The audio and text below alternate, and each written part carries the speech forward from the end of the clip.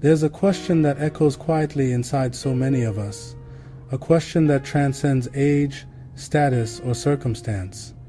It rarely finds its way into conversation, yet it lingers in the background of our minds, a silent burden we carry. Why do I feel like something is missing, even when everything looks fine?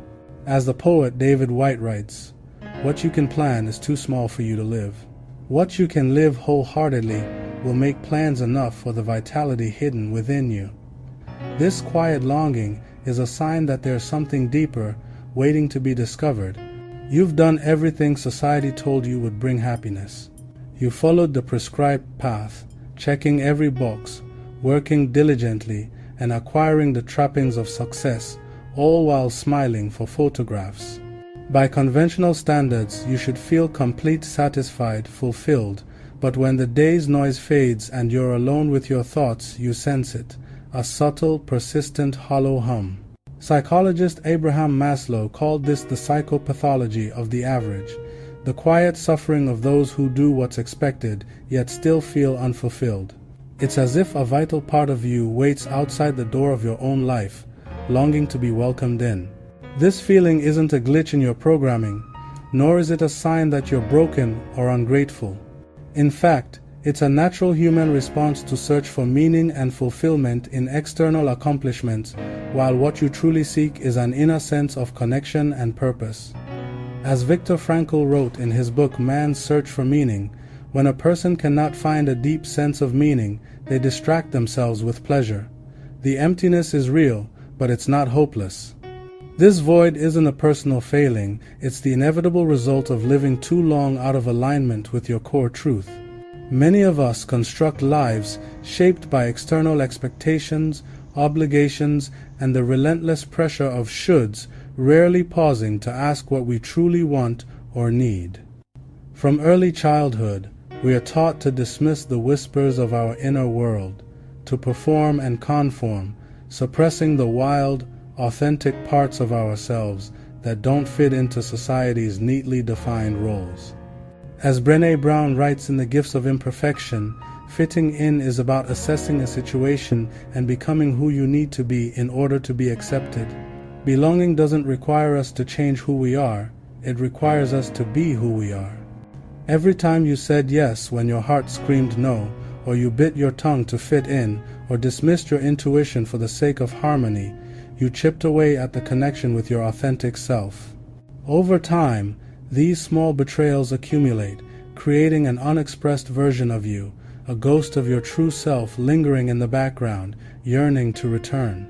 As Carl Jung wrote in his memoir Memories, Dreams, Reflections, "The privilege of a lifetime is to become who you truly are." Carl Jung understood this feeling intimately, referring to it as the loss of the soul.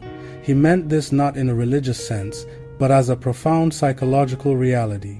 Jung observed that, in order to survive, people often bury vital aspects of themselves in the unconscious.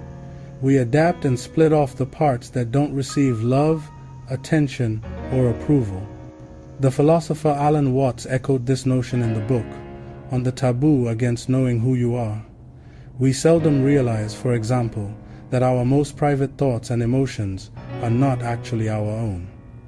For we think in terms of languages and images which we did not invent, but which were given to us by our society. Survival is not the same as truly living, and eventually, the cost of that self-abandonment surfaces. That persistent sense that something's missing is your soul's way of asking to come home. It's the call to integrate, to gather the parts of yourself that have been lost, to shadow. It's the invitation to stop abandoning your inner truth for external validation and to rediscover who you are beneath all the roles you've played. As the poet Mary Oliver asks in her poem, The Summer Day, "Tell me, what is it you plan to do with your one wild and precious life?" Modern life has commodified this ache. Marketers repackage your longing, promising fulfillment in a better job, a fitter body, a new destination, or a fresh relationship. But none of these external pursuits can truly satisfy a soul that's been neglected. As the philosopher Jiddu Krishnamurti wrote in a public talk in Sanand, 1966, It is no measure of health to be well adjusted to a profoundly sick society. Real fulfillment arises not from accumulating more, but from reconnecting with what's already within you, reclaiming the forgotten parts of yourself. No external achievement can replace an internal sense of wholeness. You can't buy peace, hustle your way into meaning, or earn your place in your own heart. The journey to healing begins by remembering who you were before the world told you who to be. That's where your wholeness resides. As the poet Rumi wrote, "What you seek is seeking you." The missing piece has always been within. So, what can you actually do? Start small. Begin by cultivating moments of silence in your daily routine. The voice that will lead you back to your authentic self isn't loud.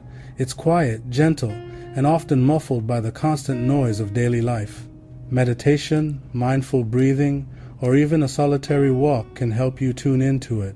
Try setting aside 10 minutes each morning for journaling. Write freely about whatever comes to mind, allowing your inner thoughts to surface. Incorporate gratitude reflection at the end of your day, noting 3 things you're thankful for. These practices ground you in the present moment and open a channel to your inner world. As Blaise Pascal wrote in his Pensées, all of humanity's problems stem from man's inability to sit quietly in a room alone. Here are a few gentle practices to help you reconnect. Spend a few minutes each day in stillness, allowing thoughts and feelings to arise without judgment. Try journaling freely.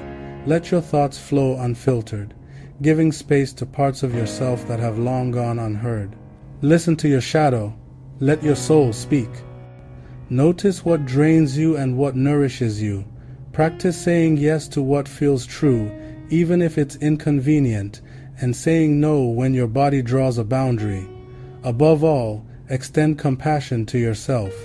As Maya Angelou wrote in her memoir, Letter to My Daughter, forgive yourself for not knowing what you didn't know before you learned it.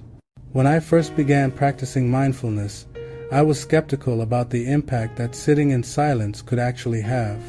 I remember feeling restless the first time I tried to connect with my inner self, my mind wandering to all the things I could be doing instead. However, over time, it evolved into a transformative practice.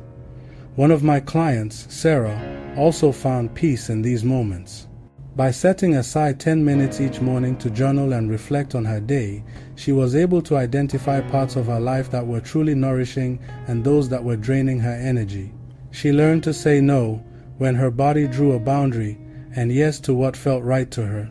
These ongoing small changes gradually led her back to her authentic self. Because the truth is, we all lose our way at some point. Setbacks and struggles are a normal part of this journey, and they don't define us, they redefine us. It's essential to acknowledge that growth often entails navigating through challenging phases, enabling us to emerge stronger and wiser. The journey back to yourself isn't about perfection, it's about presence. What matters most is that you're here now, willing to begin. As Ram Dass wrote in his book Still Here, embracing aging, changing, and dying, we're all just walking each other home. The truth is, you were never missing anything outside of yourself. What you were missing was you. That ache is not a flaw, but a compass, pointing you back to the sacred relationship with your inner world. As Dag Hammarskjöld wrote in his journal Markings, the longest journey is the journey inward. Stop chasing fulfillment in the world outside. Start listening within. And remember, the life you're searching for doesn't begin when something outside of you finally changes. It begins the moment you decide to come home to yourself, to honor your own truth, and to accept yourself as you are. If this message spoke to something profound within you, don't forget to like this video and subscribe to Fulfilled Life. We post new videos every week to guide you back to what matters most: your healing, your wholeness, your truth. We're just getting started, and we invite you to join our community. Share your journey with us in the comments, where like-minded individuals come together to support each other's growth. Let's build a community rooted in connection and shared experiences.